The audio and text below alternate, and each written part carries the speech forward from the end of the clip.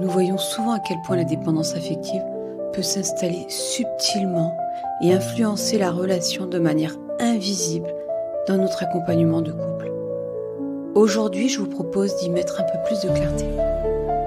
La dépendance affective, c'est ce besoin excessif de l'autre pour se sentir exister, aimé ou en sécurité.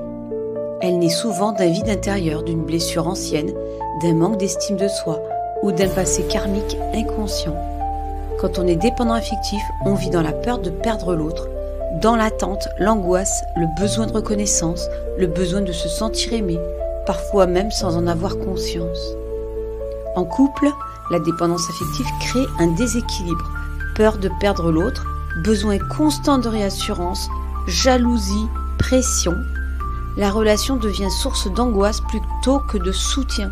Cela peut créer des tensions, une communication déséquilibrée, voire de la souffrance pour les deux partenaires. Sans partenaire, cela peut générer une quête permanente de l'amour, un sentiment de vide ou une difficulté à être seul. Un vide pesant peut s'installer, on se sent incomplet, en manque, avec l'impression qu'il faut trouver quelqu'un pour se sentir bien, au risque de s'oublier dès qu'une relation commence. Dans les amitiés ou la famille, on reproduit les mêmes schémas, choisir une personne pour combler un manque, au risque de s'effacer, de s'attacher trop vite ou d'attendre trop. On s'attache à des personnes refuges, on attend qu'elles remplissent nos manques, ce qui peut créer des attentes irréalistes et des relations déséquilibrées. Et en séparation, la douleur devient souvent un révélateur. La prise de distance de l'autre réactive le vide intérieur. Et c'est souvent à ce moment-là que la prise de conscience émerge.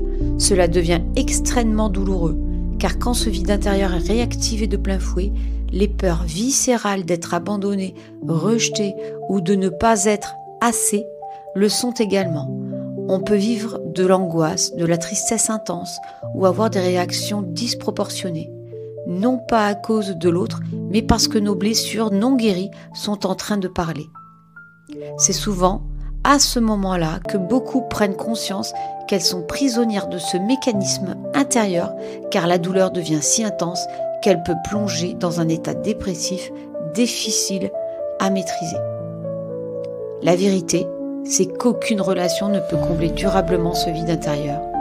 La seule personne capable de le faire, c'est soi-même. Pourquoi ? Parce que tant qu'on attend que l'extérieur vienne nous valider ou nous réparer, on reste dépendant.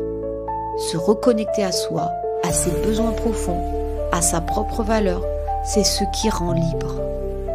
Une fois libéré de cette dépendance, la relation à l'autre change profondément.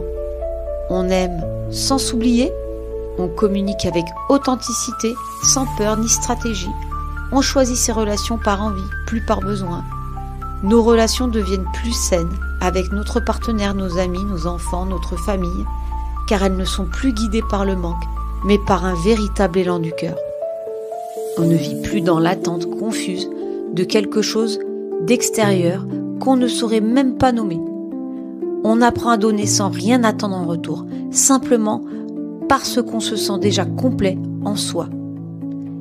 Et même en cas de séparation, on parvient à mieux traverser l'épreuve sans se perdre, sans s'effondrer, en restant centré et aligné avec soi-même. Se libérer de la dépendance affective, ce n'est pas apprendre à moins aimer les autres, c'est apprendre à mieux s'aimer soi. Cela passe par un retour à soi, à ses besoins, à sa vérité intérieure. Comme un arbre, il s'agit d'enraciner profondément notre estime de nous-mêmes pour pouvoir nous ouvrir aux autres sans nous perdre.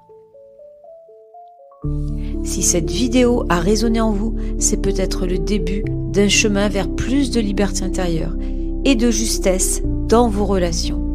N'hésitez pas à laisser un commentaire, à partager ou simplement à prendre ce temps pour vous. À très bientôt.